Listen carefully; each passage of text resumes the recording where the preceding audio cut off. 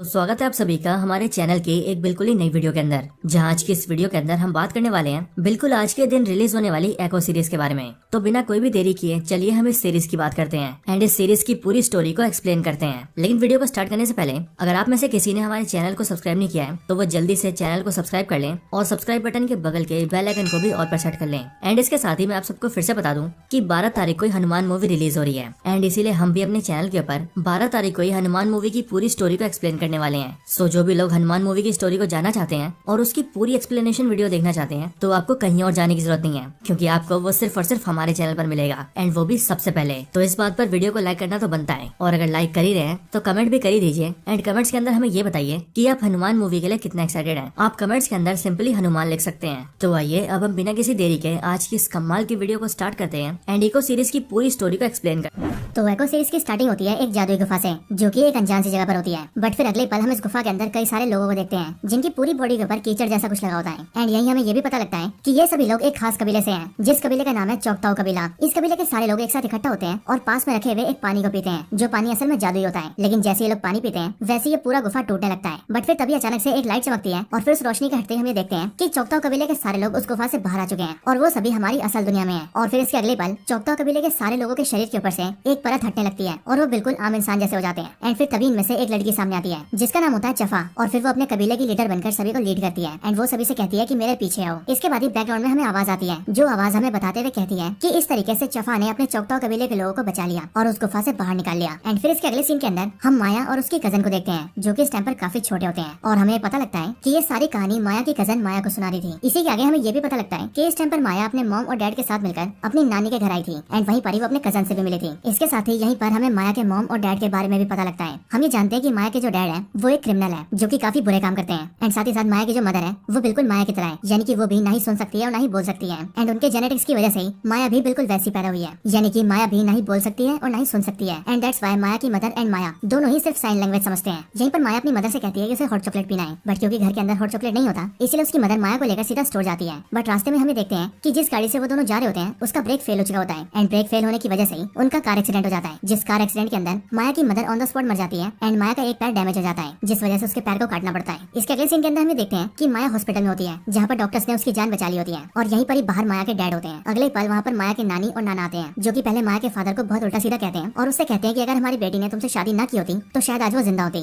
लेकिन माया का डैड उनसे कहता है कि जिन्होंने भी मेरी कार का ब्रेक फेल करके मेरी वाइफ की जान ली है मैंने उन सबको मार दिया है एंड अब इसीलिए मैं अपनी बेटी को लेकर यहाँ से बहुत दूर न्यूयॉर्क जा रहा हूँ। इसके अगले सीन के अंदर हमें देखते हैं कि माया का डैड माया को अपनी कार में बिठाकर उसकी नानी के घर से ले जाने लगता है एंड माया भी सभी को बाय बोल के अपने डैड के साथ चली जाती है। बट हम ये देखते हैं कि कहीं ना कहीं माया को अभी भी अपने नाना नानी और अपने कजन से बहुत प्यार है एंड वो उनके साथ रहना भी चाहती है। इसके बाद हमें देखते हैं कि माया अपने डैड के साथ मिलकर न्यूयॉर्क आ चुकी है, जहाँ पर माया धीरे धीरे अपनी स्टडीज करने लगी है एंड स्टडीज के साथ ही माया के फादर ने उसे मार्शल आर्ट्स भी सिखाया है। एंड क्योंकि माया का एक पैर नहीं है इसीलिए उसके फादर ने उसे प्रोस्थेटिक लग दिया है, जिसकी मदद से वो सारे मूवमेंट्स कर पाती है। इसके बाद इसी तरह से माया बड़ी हो जाती है एंड हम यहाँ पर ये देखते हैं कि माया मार्शल आर्ट्स में बहुत अच्छी हो चुकी है, जिस वजह से उसकी फाइटिंग स्किल्स भी बहुत अच्छी हो चुकी है। इसके बाद कहानी के अंदर हम देखते हैं कि अब यहाँ पर हॉकाई सीरीज के इवेंट्स चालू हो चुके हैं, यानी कि बिल्कुल वही टाइम जिस टाइम पर माया के फादर की डेथ हो जाती है एंड माया अपने फादर को बचा नहीं पाती। एंड इसके साथ ही वो ये भी देखती है कि उसके फादर को रोनिन ने मारा है, विच मींस हॉकाई ने। इसके अगले सीन के अंदर हम देखते हैं कि माया अब कई सारे क्राइम्स कर चुकी है, जिस वजह से अब उसे पुलिस पकड़ने आई है एंड यहाँ पर पुलिस माया को अरेस्ट करके ले जा रही होती है कि तभी हमें देखते हैं कि वहाँ पर किंगपिन आता है और वो वहाँ से माया को अपने साथ ले जाता है एंड वो शहर का क्राइम लॉर्ड है, इसीलिए पुलिस भी उसे कुछ नहीं बोलती। इसके बाद अपनी गाड़ी के अंदर किंगपिन माया को समझाता है कि जो वो कर रही है वो बिल्कुल सही नहीं है, क्योंकि अगर वो इस तरह से हरकतें करती रहेगी तो इन सबका कोई फायदा नहीं होगा। वो जानता है कि उसके फादर को मार दिया गया है एंड यहीं पर किंगपिन उसे ये भी बताता है कि जब वो छोटा था और 12 साल का था तब उसके फादर को भी किसी ने मार दिया था एंड इसीलिए वो माया से कहता है कि वो समझ सकता है कि उसे अपने फादर के मरने से कितना दुख है। लेकिन इसके आगे वो उसे कहता है कि जो तुम्हारे अंदर गुस्सा और दुख है तुम उसे ऐसे बर्बाद मत करो, बल्कि तुम उसे डायरेक्शन दो और अपने मकसद को पूरा करो एंड इस सबको करने में मैं तुम्हारी मदद करूंगा। यहीं पर हमें पता लगता है कि किंगपिन माया को बहला फुसलाकर उसे अपने लिए इस्तेमाल कर रहा है एंड इसीलिए माया को अपनी साइड करने के लिए वो उससे इमोशनल बातें कर रहा है। इसके बाद किंगपिन माया को एक मिशन पर भेजता है, जिस मिशन के अंदर उसे 2 आदमियों के साथ मिलकर उन सभी लोगों को मारना था जो कि किंगपिन के एरिया के अंदर बिना उसकी परमिशन के बिजनेस कर रहे थे। इसके बाद माया ऐसे करती है और वो किंगपिन के कहने पर उन सब लोगों को मारने जाती है। बट यहीं पर हम देखते हैं कि यहाँ पर डेयरडेविल की एंट्री होती है, जिसके बाद माया और डेयरडेविल दोनों की फाइट होती है। जिसके बाद माया और डेयरडेविल दोनों की फाइट काफी लंबी चलती है। बट यहीं पर हम ये भी जानते हैं कि डेयरडेविल भी यहाँ पर इसीलिए आए ताकि वो इन सभी गुंडों को रोक सके, लेकिन अब क्योंकि वो माया को नहीं जानता इसलिए वो भी माया को इन सबका हिस्सा समझ रहा है और इसीलिए उसने माया पर हमला किया है। इसके कुछ टाइम बाद डेयरडेविल वहाँ से निकल जाता है, जिसके बाद माया सीधा किंगपिन के पास जाती है और उसे सारी रिपोर्ट देती है। ये सुनकर किंगपिन काफी खुश होता है और वो माया से कहता है कि आज तक मेरा कोई भी आदमी उस डेयरडेविल के आगे टिक भी नहीं पाया है एंड तुम पहली हो जो उससे इतनी देर लड़ पाई हो, सो इसीलिए ये बहुत बड़ी बात है। फिर इसके आगे हमें देखते हैं कि किंगपिन माया को और भी अच्छे तरीके से ट्रेन करता है। वो माया को गोली चलाना सिखाता है, बंदूकों का इस्तेमाल सिखाता है एंड बहुत ही सफाई से दूसरों को मारना सिखाता है। है। एंड माया फिर इसी तरह से किंगपिन के और भी मिशंस को पूरा करती है और फिर वो धीरे धीरे करके किंगपिन के लिए बहुत सारे लोगों को मारकर एक परफेक्ट असैसिन बन जाती है। बट इन सबके बीच ही माया और किंगपिन की कॉन्वर्सेशन होती है, जिसके अंदर माया किंगपिन से कहती है कि वो अपने फादर के कातिल को भूली नहीं है और इसीलिए जिस दिन वो उसके सामने आएगा उस दिन वो उसे अपने हाथों से ही मारेगी। जिस पर किंगपिन उससे कहता है हाँ बिल्कुल उसे तुम ही मारोगी। इसके आगे हमें देखते हैं कि माया फिर से और भी मिशंस को पूरा करने लगती है एंड किंगपिन के लिए दूसरे लोगों को मारने लगती है। बट फिर उसी दौरान एक बार माया की मुलाकात रोनिन से होती है, यानी कि अपने होकाई से। एंड उसे देखते ही माया उसे मारने की कोशिश करती है, लेकिन फिर होकाई उसे ये समझा देता है कि उसके डैड को उसने नहीं बल्कि खुद किंगपिन ने मारा है एंड वो किंगपिन सिर्फ और सिर्फ तुम्हें यूज कर रहा है, इसीलिए वो तुम्हारे साथ नहीं बल्कि तुम्हारे खिलाफ है, जो कि तुम्हारा इस्तेमाल खत्म होते ही तुम्हें भी मार देगा। और फिर इसीलिए ये सारी बातें जानते ही माया सीधा किंगपिन के पास जाती है और वो उसे शूट कर देती है। एंड आप सभी को याद ही होगा कि ये वाला इवेंट भी हमें होकाई सीरीज के एंड में दिखाया गया था। अब इसके बाद पास्ट की सारी घटनाएं खत्म हो जाती है और हम ये देखते हैं कि कहानी के अंदर 5 महीने बीत चुके हैं, यानी कि माया ने जब किंगपिन को गोली मारी उस पूरे इवेंट को अब 5 महीने हो चुके हैं। अब 5 महीनों के बाद हम माया को देखते हैं जो कि एक अनजान सी जगह पर होती है और उसके पेट में गोली लगी होती है, लेकिन वो तब भी सबसे छुपते छुपाते अपनी बाइक को राइड करते हुए सीधा अपने नानी के घर जाती है एंड वहाँ पहुंचकर अकेले में खुद का इलाज करती है और खुद की इंजरी पर पट्टी बांधती है और फिर थकान की वजह से माया वहीं पर सो जाती है। लेकिन जैसी वो लेटती है वैसे ही उसे चौकताओ कबीले की मेमोरीज आती है और वो उन सभी को अपने विजुअल्स में देखती है। एंड फिर यहाँ पर हमें पता लगता है कि चौकताओ कबीले से माया का एक बहुत ही गहरा रिश्ता है। इसके बाद ही सुबह हो जाती है और हम ये देखते हैं कि माया की नानी के घर पर उसका कजन बिस्किट आता है, जो कि माया के नानी के साथ ही रहा करता था। बिस्किट को माया से मिलकर काफी खुशी होती है, बट यहीं पर माया उसे समझाती है कि उसे एक बहुत ही जरूरी काम करना है जिसमें उसे बिस्किट की हेल्प की जरूरत पड़ेगी एंड इसके लिए वो बिस्किट को कई सारे जरूरी सामान लेने के लिए कहती है। बट इसके साथ ही माया की इंजरी माया को काफी परेशान कर रही थी, लेकिन अब क्योंकि वो सबसे छुपती फिर रही थी जिस वजह से वो हॉस्पिटल नहीं जा सकती थी, इसीलिए माया सीधा पास के एक रोलर स्केटिंग शॉप पे जाती है और वहाँ पर आकर वो वहाँ के ओनर हेनरी से मिलती है, जो कि माया का अंकल होता है। एंड यहाँ पर माया उसकी हेल्प से अपनी ट्रीटमेंट करवाने आई होती है, जिसके लिए माया और हेनरी एक रूम में आते हैं जहाँ पर हेनरी अपनी डॉक्टर फ्रेंड को बुलाता है जो कि माया का ट्रीटमेंट करती है। और यहीं पर माया हेनरी को बताती है कि उन्होंने मुझे ढूंढ लिया और मुझ पर गोली चलाई। एंड यहीं पर ही हमें काफी हद तक ये आइडिया लग जाता है कि हो ना हो माया के पीछे किंगपिन और उसके आदमी पड़े हैं, जो कि किंगपिन के ऊपर गोलियां चलाने के बाद से ही माया को ढूंढते फिर रहे हैं एंड माया उनसे बचती आ रही है। इसके बाद ही माया हेनरी के साथ मिलकर एक बहुत ही ऊंचे टावर पर चढ़ जाती है एंड फिर वो किंगपिन के शिपिंग यार्ड के ऊपर नजर रखने लगती है। ये देखकर हेनरी माया के बारे में समझ जाता है एंड वो माया से कहता है कि मैं समझ चुका हूं कि तुम मेरे पास सिर्फ इलाज करवाने नहीं आई थी, बल्कि तुम्हारे दिमाग में किंगपिन के बारे में भी कुछ चल रहा है। जिस पर माया उसे बताती है कि वो शिपिंग यार्ड के जरिए किंगपिन के आदमियों को सबक सिखाना चाहती है। बट यहीं पर हेनरी माया से कहता है कि वो ऐसा कुछ बिल्कुल भी ना करें, क्योंकि बेशक से इस शिपिंग यार्ड के अंदर सारा माल किंगपिन के आदमियों का हो, लेकिन ये शिपिंग रूट उसका है, इसीलिए अगर कुछ होता है तो बात उस पर भी आ सकती है और वो कोई बवाल नहीं चाहता। लेकिन माया के दिमाग में कुछ और ही चल रहा था। लेकिन फिर इसके अगले सीन के अंदर हम किंगपिन को देखते हैं जो कि एक हॉस्पिटल के अंदर अपना इलाज करवा रहा होता है, जहाँ पर वो जिंदा तो होता है लेकिन उसकी दोनों आंखें डैमेज हो चुकी होती हैं क्योंकि माया ने उसकी आंखों में गोली मारी थी। इसके बाद यहीं पर ही एपिसोड 1 की स्टोरी खत्म होती है और शुरुआत होती है एपिसोड 2 की स्टोरी की। और यहाँ पर कहानी स्टार्ट होते ही हमें सीधा पास्ट में ले जाया जाता है, यानी कि ठीक 1200 एडी में, जहाँ पर हम देखते हैं अलाबामा को,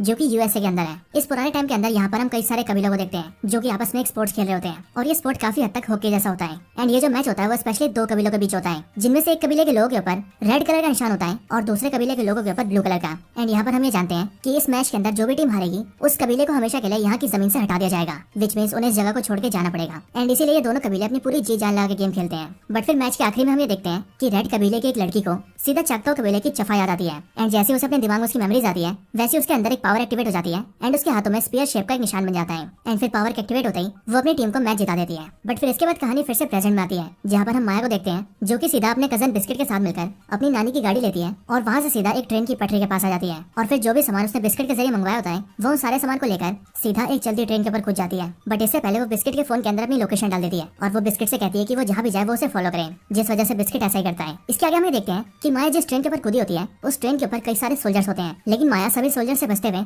सीधा ट्रेन के एक खास डब्बे में घुस जाती है जिस डब्बे पर लिखा होता है D9X और उसके अंदर घुसते ही माया उसके अंदर अपना एक काम करती है। अब हालांकि वो क्या करती है ये हमें नहीं दिखाया जाता, लेकिन अपने काम को पूरा करने के बाद ही माया उस डब्बे से बाहर निकल जाती है और ट्रेन पर चढ़ के आगे बढ़ने लगती है। लेकिन तभी हम ये देखते हैं कि अचानक से माया का एक पैर ट्रेन के डब्बों के एक जॉइंट में फंस जाता है और वो वाला पैर माया का प्रोस्थेटिक लेग होता है। लेकिन अब क्योंकि माया वहाँ फंस चुकी थी इसलिए वो वहाँ से निकल नहीं पा रही थी। बट फिर तभी हम ये देखते हैं कि माया को भी ठीक वैसी मेमोरीज आती हैं जैसे कि 1200 एडी के अंदर लाल कबीले की लड़की को आई थी एंड उसे भी अपनी मेमोरीज के अंदर चफा दिखती है, जिसके बाद माया के हाथों में भी सेम वैसी शेप बन जाती है जैसे कि रेड कबीले की लड़की के हाथ में बनी थी। एंड फिर माया के अंदर भी बहुत सारी पावर्स आ जाती है एंड फिर वो बड़े आराम से अपने पैर को निकाल लेती है। और फिर तभी हम ये देखते हैं कि बिस्किट भी सीधा माया के पास आ चुका होता है, जिसे देखकर माया सीधा उसकी गाड़ी पे जंप करती है और उसकी गाड़ी के अंदर आ जाती है एंड फिर वो दोनों वहाँ से चले जाते हैं। इसके अगले सीन के अंदर हम ये देखते हैं कि ट्रेन के जिस डब्बे के अंदर यानी कि D9X के अंदर माया ने अपना एक काम किया था उन सभी डब्बों को सीधे शिपिंग यार्ड पर लाया जाता है और फिर हम ये भी जानते हैं कि ये सारा माल असल में किंगपिन का होता है। बट यहीं पर जैसे ही कुछ आदमी D9X डब्बे से कंटेनर को निकालकर उसे खोलते हैं, वैसे वह देखते हैं कि उसके अंदर एक बॉम्ब फिट है और उनके डब्बे को खोलते ही वो बॉम्ब एक्टिवेट हो जाता है और फिर अगले पल उसके ब्लास्ट की वजह से वो पूरा एरिया वहाँ पर ब्लास्ट हो जाता है, जिससे न सिर्फ वहाँ के सारे लोग मर जाते हैं बल्कि वहाँ पर पड़ा किंगपिन का सारा माल भी बेकार हो जाता है। एंड फिर हमें भी ये पता लगता है कि असल में यही माया का प्लान था और इसके लिए वो सब कुछ कर रही थी। बट यहीं पर हम ये भी जानते हैं कि बेशक से माल किंगपिन का था, लेकिन ये पूरा शिपिंग यार्ड माया के अंकल हेनरी का था, जिस वजह से जैसे हेनरी को ये पता लगता है वैसे वो काफी परेशान हो जाता है। बट वो ये भी समझ जाता है कि ये माया ने किया है, क्योंकि अपनी पिछली मीटिंग के अंदर ही माया ने उसे इस बारे में बताया था। एंड इसीलिए वो माया को मैसेज करता है और उससे कहता है कि उसे उससे बात करनी है। लेकिन इस टाइम पर माया अपने ग्रैंडफादर के पास होती है, यानी कि अपने नाना के पास, और वो उसे कहती है कि उसका प्रोस्थेटिक लेग टूट चुका है, जिस वजह से वो ये चाहती है कि उसके नाना उसके लिए दूसरा बना दे। देन इसीलिए उसके नाना माया के लिए उसका दूसरा पैर बना देते हैं। एंड इसी टाइम पर माया अंकल हेनरी को मैसेज करके रिप्लाई करती है कि पहले उन्होंने मुझ पर वार किया था और इसीलिए अब मैंने पलट वार किया है। एंड यहाँ पर माया का यही मतलब होता है कि पहले उस पर गोली चलाने वाले किंगपिन के आदमी थे एंड दैट्स व्हाई उसने ये सब किया ताकि वो उसके आदमियों को सबक सिखा सके। इसके बाद ही माया का नाना उसके लिए उसके प्रोस्थेटिक लेग को तैयार कर देता है, जिसे माया पहन भी लेती है। बट तभी अपने नाना की दुकान पर माया को एक ऐसी मूर्ति दिखती है जो मूर्ति देखने में बिल्कुल चौकताऊ कबीले जैसी लग रही थी। एंड इसीलिए उसे देखकर माया अपने नाना से उसके बारे में पूछती है, जिस पर माया का नाना उसे बताता है कि ये छोटी सी मूर्ति चौकताऊ कबीले की चफा की है। जिस पर माया उसे कहती है कि क्या वही चफा जिसने अपने कबीले के सारे लोगों को गुफा से आजाद कराया था। बट फिर इसके आगे माया का नाना उसे कहता है कि मैं इनके बारे में ज्यादा नहीं जानता, लेकिन तुम्हारी नानी इनके बारे में सब जानती है और उसने वैसे ये भी सुना है कि ये चौकताऊ कबीले के लोग अपने वंशज और अपने बच्चों के लिए हमेशा तैयार रहते हैं और जब भी उन्हें जरूरत पड़ती है तब वो उन्हें ताकत देते हैं। बट असल में चीजें क्या है वो नहीं जानता, सो इसीलिए अगर उसे कुछ जानना है तो वो अपनी नानी से पूछ सकती है। इसके अगले सीन के अंदर अंकल हेनरी माया से मिलने आता है और वो उससे कहता है कि आखिर वो सब ये क्यों कर रही है। उसे यहाँ पर ये सब बिल्कुल नहीं करना चाहिए और किंगपिन के साथ उसकी जो प्रॉब्लम्स न्यूयॉर्क में थी उसे ये सब वहीं सॉल्व करनी चाहिए, क्योंकि यहाँ पर वो कोई भी बखेड़ा नहीं चाहता। और फिर इसके आगे अंकल हेनरी माया से कहता है कि उसे अब बिल्कुल छुप कर रहना पड़ेगा और वो बिल्कुल चौकन्नी रहे ताकि उसके बारे में कोई ना जान पाए। एंड फिर ये बोलकर वो वहाँ से चला जाता है। बट फिर तभी हम ये देखते हैं कि माया को उसकी कजन बोनी का मैसेज आता है और ये माया की वही कजन होती है जो कि बचपन में उसे कहानियां सुनाया करती थी। और यहाँ पर बोनी को ये पता लग चुका था कि माया यहाँ पर आई थी और वो इसीलिए क्योंकि बिस्किट ने गलती से बोनी को माया के बारे में बता दिया था। बट फिर इसके साथ ही ये एपिसोड यहीं पर एंड हो जाता है। सो दोस्तों यही था एको सीरीज का पार्ट 1, जिसके अंदर हमने एपिसोड 1 और एपिसोड 2 को कवर किया है। आपको बस कल तक का वेट करना है, क्योंकि कल वाली वीडियो के अंदर